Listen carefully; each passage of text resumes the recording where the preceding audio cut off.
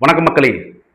Game சேஞ்சரான Premalatha Vijayakanth அவர்கள் திமுக கூட்டணியில் தேமுதிகவா ஒரு ராஜ்யசபா சீட் 6 தொகுதிகள்.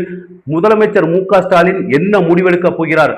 அரசியல் நிகழ்வுகளை உள்ளது உள்ளபடியே தெளிவான பார்வையோடு பேசும் இது வில்லேஜ்மென் வாய்ஸ். நான் உங்கள் சத்யா.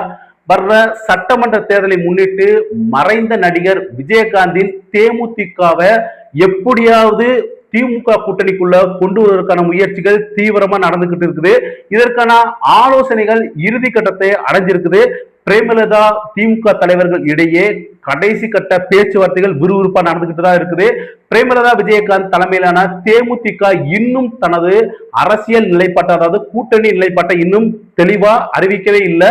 2026ஆம் ஆண்டு நடக்க போற சட்டமன்ற தேர்தலில் தேமுதிகவுக்கு ஒரு முக்கிய கேம் சேஞ்சராக இருக்கும் அப்படின்னு கருதப்படுது. கடந்த காலத்துல தேமுதிக எவ்வளவு ஓட்டு வாங்கி இருக்குது அப்படிங்கிறத நம்ம தெளிவா பார்க்க போறோம். தேமுதிகவின் வாக்கு சதவீதம் குறைந்திருந்தாலும் நெருக்கமான போட்டியில் 1%-லிருந்து 2% வாக்குகள் கூட வெற்றியாளரை தீர்மானிக்கக்கூடிய சக்தியாக இருக்குது.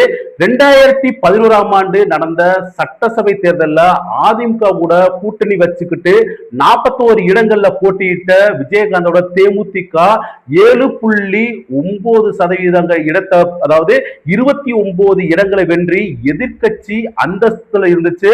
2016ஆம் ஆண்டு நடந்த சட்டமன்ற தேர்தலில் மக்கள் நல கூட்டணியோட போட்டியிட்டு 2.4% ஓட்டுகளை மட்டும் அடைஞ்சிருந்தாலும் தோல்வி அடைஞ்சிட்டாங்க. இருந்தாலும் வாக்குகளை பிரித்து அதிமுகவின் வெற்றிக்கு காரணமாக இருந்தவர் தான் விஜயகாந்த். 2021ஆம் ஆண்டு நடந்த சட்டமன்ற தேர்தலில் 0.43%, அதாவது அம்மா மக்கள் முன்னேற்ற கழகத்தோட கூட்டணி வச்சு படுதோல்வி அடைஞ்சாங்க.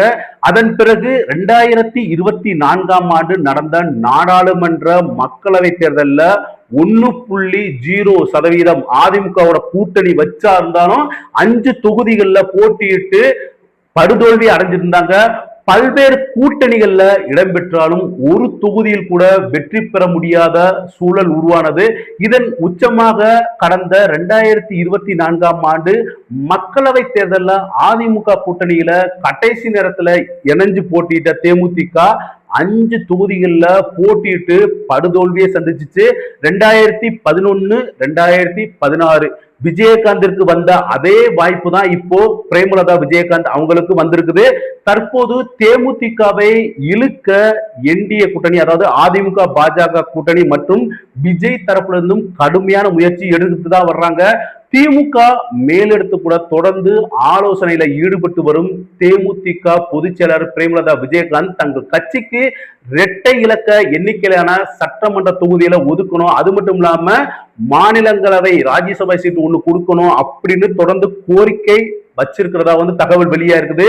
மாநிலங்களவை இடம் வேண்டும் அப்படிங்கிறது தான் தேமுதிகவோட முதன்மையான கோரிக்கையாகவே இருக்குது. அதனை பரிசீலிக்க திமுக தயாராக இருக்குது. ஆனா தேமுதிக பொதுச் செயலாளர் பிரேமலதா விஜயகாந்த் கேட்கிற மாதிரி இரட்டை இலக்கிலான தொகுதிகளை ஒதுக்க முடியாது அப்படிங்கறதுதான் உண்மையான. தேமுதிக தரப்புல 10க்கும் மேற்பட்ட தொகுதிகள் கேட்கப்பட்டாலும் தேமுதிகவுக்கு 6 சட்டமன்ற தொகுதிகளுடன் ஒரு ராஜ்யசபா சீட்டும் கொடுக்கிறதா சமாதானப்படுத்த முயற்சி நடத்திட்டு தான் இருக்குது. பேச்சுவார்த்தையோட முடிவுல குறைந்தபட்சம் திமுக தலைவர் மு.க.ஸ்டாலின் அவர்கள் 7 அல்லது 8 இடங்களை தேமுதிகவுக்கு கொடுக்கலான்னு பேசிக்கிட்டு இருக்கிறதா தகவல் வெளியா இருக்கிறது. இது குறித்து அண்ணா அறிவாலயத்தில் இருக்கிற மூத்த நிர்வாகி ஒருவர் கூறும்போது, எங்களால 6 இல்லைன்னா 7 தொகுதிகளுக்கு மேல தேமுதிகவுக்கு ஒதுக்கவே முடியாது. திமுக கூட்டணியில இணைஞ்சா மட்டும்தான் தேமுதிகவால உறுதியா வெற்றி பெற முடியும் அப்படின்னு அவங்க உணர்ந்துக்கணும். அதிமுகவுடன் இணைஞ்சு போட்டிட்டாங்கன்னா கண்டிப்பா அவங்களுக்கு வெற்றி வாய்ப்பு கிடையாது, அவங்களுக்கு அதுவும் நல்லா தெரியும் அப்படின்னு சொல்லியிருக்கிறாரு. ஏற்கனவே அதிமுக பாஜக கூட்டணி உறுதி செய்யப்பட்டு பிரதமர் நரேந்திர மோடி பங்கேற்ற பொதுக்கூட்டத்துடன் தேர்தல் பணிகள் தொடங்கப்பட்டிருக்குது. கடந்த காலங்கள்ல அதிமுக கூட்டணியில இருந்த தேமுதிக தொகுதி பங்கீட்டில் ஏற்பட்ட உடன்பாடு இல்லாத காரணத்தால அந்த பொதுக்கூட்டத்தை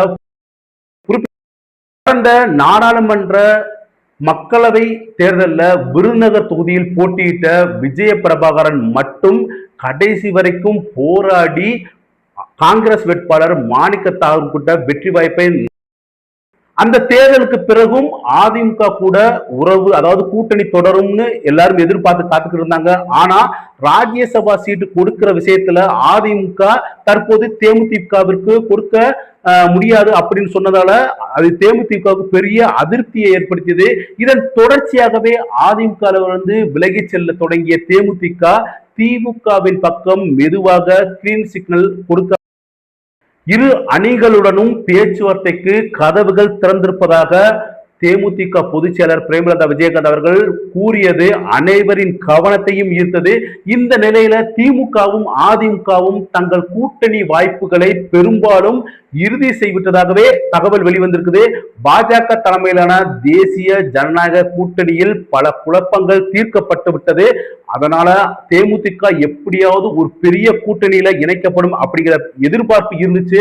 ஆனா இதுவரைக்கும் யாரும் எங்களை கூட்டணி பேச்சுவார்த்தைக்கே அழைக்கல அப்படின்னு பிரேமலதா விஜயகாந்த் வெளிப்படையவே சொன்னது அரசியல் வட்டாரத்துல அதிர்ச்சியை தேமுதிக மீது பெரிய கட்சிகள் தயக்கம் காட்டுவதற்கு காரணமா அதிக தொகுதி கோரிக்கைகள் முன்வைக்கப்படுவதாகவே பேசப்படுது. ஆரம்பத்திலேயே 20 சட்டப்பேரவை தொகுதிகள் மற்றும் ஒரு ராஜ்யசபா இடம் என்ற நிபந்தனையோட தான் பேச்சுவார்த்தை தொடங்கியதால திமுகவும் அதிமுகவும் தேமுதிகவை கூட்டணிக்குள்ள கொண்டு வரதுக்கு ஆர்வம் காட்டல அப்படின்னு அரசியல் நோக்கர்கள் கருதுறாங்க. அது மட்டும் இல்லாம மாநில மாநாட்டுல பிரேமலதாவை துணை முதல்வராக்குவோம் அப்படின்னு எல்கே சுதீஷ் நேரடியாவே பேசியது நாங்கள் இல்லாம யாருமே ஆட்சி பிடிக்க முடியாது என்ற கட்சி தலைவரின் கருத்துக்களும் இரு பெரிய கட்சிகளுக்கு இடையே பெரிய புகைச்சலையும் எரிச்சலையும் ஏற்படுத்தியதாவே கருதப்படுது. அதிமுக தரப்புல அதிகபட்சமாக 6 தொகுதிகளில் இருந்து 10 தொகுதிகள் மட்டுமே வழங்க முடியும் என்றும் திமுக தரப்புல அதை விட குறைவான எண்ணிக்கையாலே சாத்தியம் அப்படின்னும் தகவல் வெளியாயிருக்குது. ராஜ்யசபா சீட் என்பது எந்த தரப்பிலும் உறுதியான வாக்குறுதியாக இல்லை அப்படிங்கிறதால தான் தேமுக கொஞ்சம் யோசிச்சுட்டே இருக்காங்க. இதனால குறைந்த தொகுதிகளை ஏற்றுக்கொள்வதா அல்லது கூட்டணியே வேண்டாமா அப்படிங்கிறத ஒரு நிலைப்பாட்டுல தான் இப்போ வரைக்கும் தேமுதிக தொடர்ந்து பயணித்துக் கொண்டிருக்கிறது. தனித்து போட்டியிடும் சூழல் இல்ல அப்படிங்கிற ஒரு தெளிவான பார்வையோடு விஜயகாந்த் அவர்கள் பிரேமலதா விஜயகாந்த் அவங்க இருக்கிறாங்க. அதனால எப்படியாவது திமுக கூட்டணியில தேமுதிக இடம்பெறுவதற்கான வாய்ப்புகள் தான் அதிகம். தனித்து போட்டியிடும் வாய்ப்பை முற்றிலும் நிராகரித்துள்ள தேமுதிக பொதுச்செயலாளர் பிரேமலதா விஜயகாந்த் கூட்டணி குறித்து இறுதி முடிவு எடுக்க வேண்டிய கட்டாயத்தில் இருக்கிறாரு. தற்போது திமுகவுடன் தேமுதிக கைகோர்க்கும் பட்சத்துல அது வட தமிழகம் மற்றும் சில முக்கிய மாவட்டங்கள்ல ஆளுங்கட்சிக்கு கூடுதல் பலத்தை அளிக்கும் அப்படின்னு பெரும்பாலான அரசியல் நிபுணர்கள் கருதுறாங்க. இந்த மாத இறுதியில் முதல்வர் மு.க. ஸ்டாலின் மற்றும் பிரேமலதா விஜயகாந்த் சந்திப்பு நிகழக்கூடும் அப்படின்னும் அதிகாரப்பூர்வ அறிவிப்பு அதன் பிறகு வெளியாகும் அப்படின்னு எதிர்பார்க்கப்படுது. தேமுதிக பொதுச் செயலர் பிரேமலதா விஜயகாந்த் தமிழ்நாடு முழுவதும் உள்ளம் தேடி இல்லம் நாடி அப்படின்னு கேப்டன் ரத யாத்திரை நிகழ்ச்சியை நடத்திட்டு வர்றாங்க. இந்த ரத யாத்திரை நேற்று கன்னியாகுமரி அருகே இருக்கிற கொட்டாரத்துல நடந்துட்டு இருந்துச்சு. ஆண்ட கட்சிக்கும் ஆளுகின்ற கட்சிக்கும் சிம்ம சொப்பனமாக தேமுதிக இருக்குது.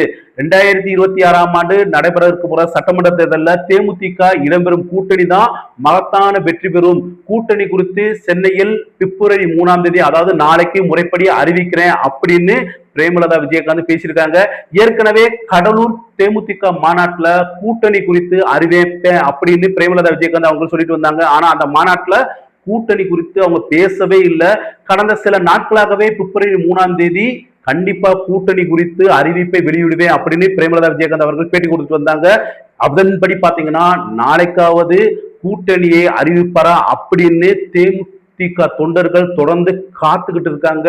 2026ஆம் ஆண்டு நடக்க போற சட்டமன்ற தேர்தலில் கண்டிப்பா தேமுதிகவோட குறைந்தபட்ச வாக்குகள் கூட வெற்றி தோல்வியை தீர்மானிக்கக்கூடும் அப்படிங்கிறதால அதிமுகவும் திமுகவும் எப்படியாவது தேமுதிகவை தங்களோட கூட்டணிக்குள்ள கொண்டு வரணும்னு முயற்சி பண்ணிக்கிட்டு தான் இருக்காங்க. ஆனா தேமுதிக திமுகவோடு நெருங்கிய தொடர்புல இப்ப போய்கிட்டு இருக்கிறதால எப்படியும் தேமுதிக திமுக கூட்டணியில இணைஞ்சு 6 அல்லது 7 தொகுதிகளில் தொடர்ந்து போட்டியிட்டு ராஜ்யசபா சீட்டை வாங்கிடுவாங்கன்னு தான் அவங்களும் நம்புறாங்க, கட்சி தொண்டர்களும் நம்புறாங்க. எப்படி இருந்தாலும் 2026ஆம் ஆண்டு நடக்க போற சட்டமன்ற தேர்தலில் யாரு ஜெயிக்க போறாங்க அப்படிங்கிறது மக்களோட ஓட்டுல தான் இருக்குது, மக்கள் போடுற ஓட்டுல தான் இருக்குது. அதை தெரிஞ்சுக்கிறதுக்கு இன்னும் நம்மளுக்கு 3 மாச காலம் இருக்குது. அதுவரை நாம் தொடர்ந்து காத்திருப்போம். அதுவரை உங்களிடமிருந்து விடைபெறுவது உங்கள் சத்யா. நன்றி, வணக்கம்.